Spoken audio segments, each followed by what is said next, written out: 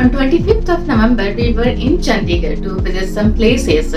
So on the list we had Rock Garden, Sukhna Lake, and Rose Garden. But we don't had such time that we can visit all the places in Chandigarh. So we had decided that we will visit only Rock Garden, Sukhna Lake, and Rose Garden.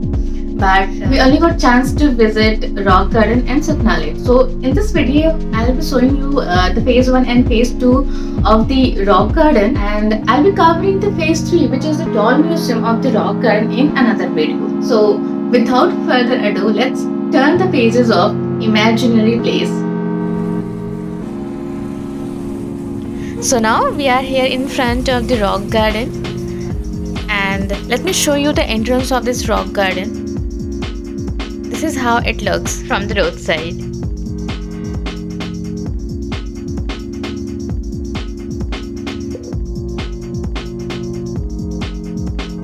तो जब हम आगे जाते हैं, we will see this board which is ticket counter.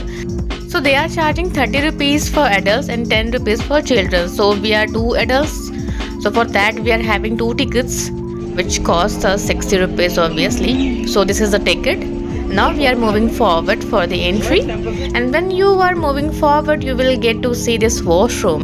तो washroom किस चीज़ के लिए होता है ये तो आप सभी को पता है, ये मुझे अलग से बताने की कोई ज़रूरत नहीं है। तो हम आगे बढ़ते हैं, तो जब हम आगे बढ़ेंगे we will get to see this stone, right? तो इस स्टोन पे लिखा हुआ है कि इस जो रॉक गार्डन के जो निर्माता हैं, जो क्रिएटर हैं, वो कौन है।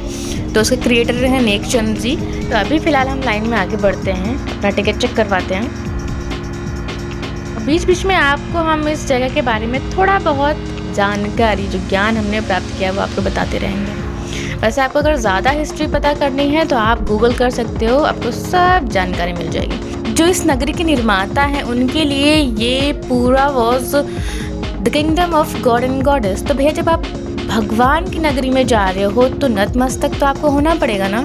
बस उसी कारण यहाँ पे जितने भी दरवाजे बने हैं या फिर जो उन्होंने बनाए दरवाजे वो सारे छोटे छोटे हैं। तो अभी तो हम फिलहाल इस कल्पना रूपी नगरी में घुस रहे हैं। तो जब हम घुस रहे हैं तो हमारे स्वागत के लिए भी तो कोई होना चाहिए ना।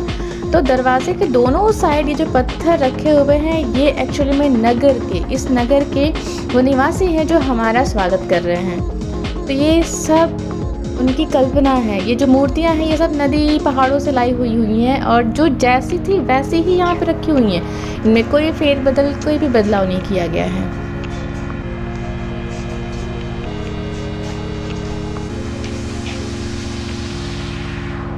तो अब अगला पड़ाव जो इस नगरी का है वो है ये संगीत दरबार। तो ये जितने भी लोग बैठे हुए हैं ये संगीतकार हैं। तो ये पूरा हमारा क्या है, संगीत दरबार है, और ये फेज़ 1 में आता है। तो संगीत वादन के लिए जो ये घड़े हैं वो भी एक म्यूज़िकल इंस्ट्रूमेंट का रोल प्ले करते हैं, क्योंकि ये छोटे बड़े हैं तो इनके साउंड्स भी डिफरेंट हैं। तो ये जो पूरा एरिया है उसमें आपको जितने भी चीज़ें दिखेंगी, जितने भी पत्थर दिखेंगे, सब में कोई ना कोई संगीतकार अपना कुछ ना कुछ जो इंस्ट्रूमेंट लेके बैठा हुआ है। दिन का संगीत खत्म होने के बाद संगीतकार अपना जो इंस्ट्रूमेंट है वो आ करके यहीं पे रखते हैं, ऐसी उनकी कल्पना है। तो ये जो रूम उन्होंने बनाया वो इसी उसमें बनाया कि जितने भी संगीतकार हैं वो अपना इंस्ट्रूमेंट जो इसी रूम में रखेंगे। तो जब हम आगे बढ़ते हैं तो हमें ये जो है पुल दिखाई देता है। तो ये एक्चुअली राजा रानी और यहाँ के खास मेहमानों के लिए ये आरक्षित है, या आरक्षित हुआ करता था, उसी के बेसिस पे ये बना हुआ है। तो यहाँ पे सुबह में क्या होता था, योग, स्नान या मेडिटेशंस। तो अगर देखा जाए तो मैं किसी और की कल्पना में सैर कर रही हूँ। तो ये जो घड़ों की दीवार से जब आप सामने में आइएगा तो आपको ये कंक्रीट की दीवार दिखेगी। ये एक्चुअली कंक्रीट की नहीं है बल्कि छोटे छोटे पत्थरों से ये जो दीवार है ये बनाई गई है। ये क्यों बनाई गई है, क्योंकि इस दीवार के आगे जो है संगीतकार और जो पहरेदार है उनको आने की अनुमति नहीं थी, इसलिए ये पर्दा बनाया गया। तो ये देखिए ये एकदम छोटे छोटे स्टोन से बनाया गया है। तो अब इतने छोटे छोटे स्टोन्स लगाने में कितनी मेहनत लगी होगी। तो यहाँ जितने भी पत्थर दिख रहे हैं वो कुछ न कुछ किसी न किसी के रूप को दर्शा रहे हैं। तो अगर आप इन्हें गौर से देखिएगा तो आपको भी कोई न कोई स्वरूप तो जरूर नजर आएगा।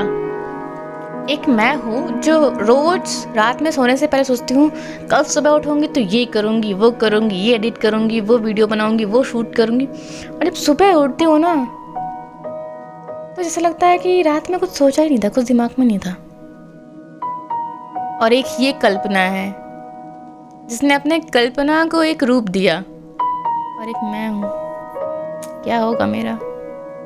तो चलिए अब आगे बढ़ते हैं। तो जब हम आगे बढ़ेंगे तो हमें यही दिखाई देगा। तो आगे में आपको जो सब दिखाई देगा, तो पहले हम ये देख लेते हैं। यहाँ पे लिखा हुआ है कि यहाँ से महान कलाकार नेकचंद की अद्वितीय कलाकृति का निर्माण आरंभ हुआ।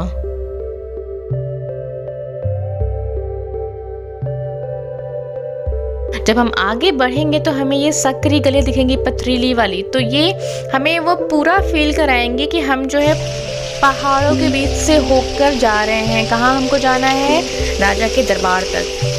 तो जब हम पत्थरों के बीच से जाते हैं तो हमें वाटरफॉल तो दिखता ही है ना। तो ये भी जो है ये मानव निर्मित वाटरफॉल्स बनाए गए हैं। वो आपको एकदम पूरा फील देंगे कि आप पत्थरों के बीच से होकर जो है जा रहे हो वहाँ तक। तो बस आप आनंद लेते जाइए और आगे बढ़ते जाइए। मुझे तो ऐसा फील हो रहा है कि मैं नेकचंद जी के ब्रेन के अंदर से होते हुए जा रही हूँ।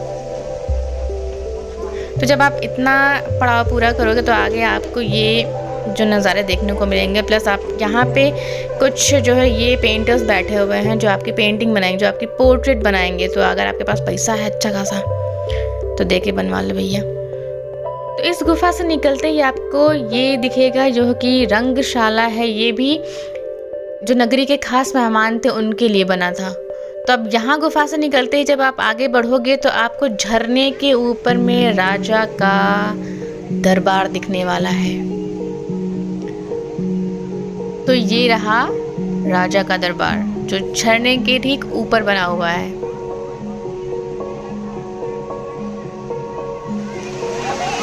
ये तो बस इसका साइड व्यू है, बट अगर आपको उसका फ्रंट व्यू देखना है तो यहाँ से आपको आगे बढ़ना पड़ेगा। फिर यहाँ से वही सीन है जो है कि आप पहाड़ों के भीतर से होकर जा रहे हैं। तो बस आपने चलते जाना है।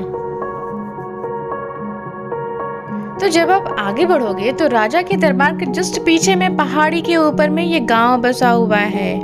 तो ये गांव भी ठीक वैसे ही बनाया गया जैसे कि पहाड़ों पे होते हैं कि छोटे छोटे घर होते हैं, वहाँ पे जो है जानवरों को पाला जाता है और वहाँ खेती की जाती है। एग्जैक्टली वैसा ही यहाँ पे बनाया हुआ है। तो बस आपने और आगे बढ़ना है, थोड़ा सा और कष्ट करना है, अपने पैरों को थोड़ा कष्ट देना है। तो यहाँ आगे में ये दर्शाया गया है कि जो है ये पहाड़ों के ऊपर में जो घर बने हुए हैं, तो फिर वहाँ से जो नालों से जो पानी आ रहा है वो नालों से आता हुआ फिर यहाँ नदी में यहाँ पे आकर के मिल जाता है। तो अभी का इस टाइम का जो सीन है वो इज़ लाइक कि एक तरफ नदी है एक तरफ जो है नदी की धार बह रही है और दूसरी तरफ जो है पूरा जो एरिया है वो पहाड़ों से घिरा हुआ है। तो जब हम आगे जाएंगे तो हमें ये जो है एक रूम जैसा दिखाई देगा। ये एक्चुअली एक शेड है जो हमें बारिश से बचाएगा, या फिर जो यहाँ के नगरवासी थे उन्हें ये बारिश से बचाएगा। बाय क्यों, कहाँ जा रहे हो? अब यहाँ से जब आप आगे बढ़ेगा तो जो आप नज़ारा देखेगा ना वो पूरा भव्य है एकदम। मैं दिखाती हूँ आपको। ये इस गुफा से होकर जब आप जाएंगे और यहाँ से जो ये दीवारें हैं इसके बीच से देखेंगे तो आपको ये नज़ारा देख करके तो मज़ा ही आ जाएगा। अभी तो मैंने आपको जो है राजा का महल जो है जो राज दरबार है उसको मैंने गुफा से दिखाया। अब मैं आपको उसको सामने से दिखाऊंगी। ये देखिए, अमेजिंग। एक टाइम के लिए तो मुझे ये रूट्स जो है नीचे से पूरी रियल लगी थी, बट ये एक्चुअली आर फेक। तो हमें बस थोड़ा दूर और आगे बढ़ना है और उसके बाद हम पहुंच जाएंगे राजा के दरबार में। यहाँ पे लिखा हुआ है कि दीवारों पर लिखना मना है, बट मानने वाला है कोई? मना करने पर तो लिखते हैं। तो फिलहाल हम तो पहुंच चुके हैं राजा के दरबार में। तो यहाँ पर इस दरबार में जितने लोग भी बैठे हुए हैं इस पत्थर के आकार में, ये सब जो राजा है उनकी प्रजा है। अब इस साइड में जो है राजा का सिंहासन है ये यहाँ पर, और उनके ही साथ में उनके मंत्री जी हैं। यहाँ की जितनी भी दीवारें हैं या जो कुछ भी बना है सब पत्थरों से ही बना हुआ है। पत्थरों को जो है एक एक करके यहाँ पे चुना गया है सीमेंट से। तो जब हम यहाँ से आगे बढ़ेंगे तो हम पहुँच जाएंगे दरबार के अगले हिस्से में, जो कि क्या है रानी का स्नानगृह ये रहा। यहाँ पर जो है रानी अपने सखियों के साथ में जब चाहे तब स्नानगृह मतलब स्नान कर सकती हैं, उनका प्राइवेट प्रॉपर्टी है ये। तो इसके पास में यहाँ पे जो है ऊपर में ये मिट्टी के जो है छोटे छोटे पॉट्स नहीं होते, उनको लगा करके ये झरोखे के जैसा बनाया गया है कि यहाँ से जब चाहे तब रानियाँ और उनकी सखियाँ जो हैं दरबार का नज़ारा ले सकती हैं। बट ये ऐसा बना है, इतने ऊंचे पे बना हुआ है कि यहाँ से रानी और उनकी सखियाँ तो देख सकती हैं, लेकिन दरबार से कोई भी इंसान उन्हें नहीं दे सकता। इतना इंटरेस्टिंग है ना। तो फिर आगे बढ़ते हैं। तो अब जब हम यहाँ से आगे बढ़ेंगे तो हमें जो है राइट साइड में फेज़ 3 जो कि डॉल म्यूज़ियम है वो दिखेगा, और यहीं से लेफ़्ट साइड की तरफ में फेज़ 2 जो है वो स्टार्ट हो जाता है। तो ये जो है मानव निर्मित, ये जो मानव आपको दिख रहे हैं ये सब फेज़ 2 में आते हैं। तो अब इस फेज़ में आपको सामाजिक स्थितियों को देखने, समझने और उन्हें परखने का बखूबी मौका मिलेगा। तो मैंने आपको वीडियो के स्टार्टिंग में ही बता रखा है कि जो फेज़ 3 है डॉल म्यूज़ियम इस रॉक गार्डन का, उसे मैं नेक्स्ट वीडियो में कवर करने वाली हूँ। तो फिर चलिए आगे बढ़ते हैं फेज़ 2 में।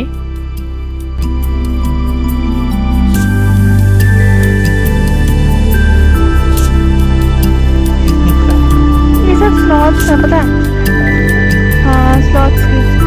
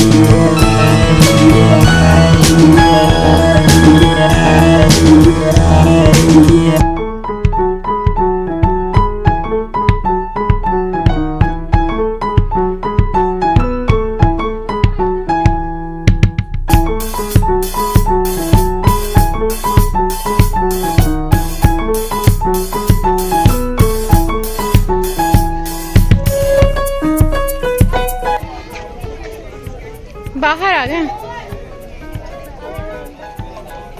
तो कैसा लगा आप लोगों को रॉक गार्डन का फेज़ 1 एंड फेज़ 2?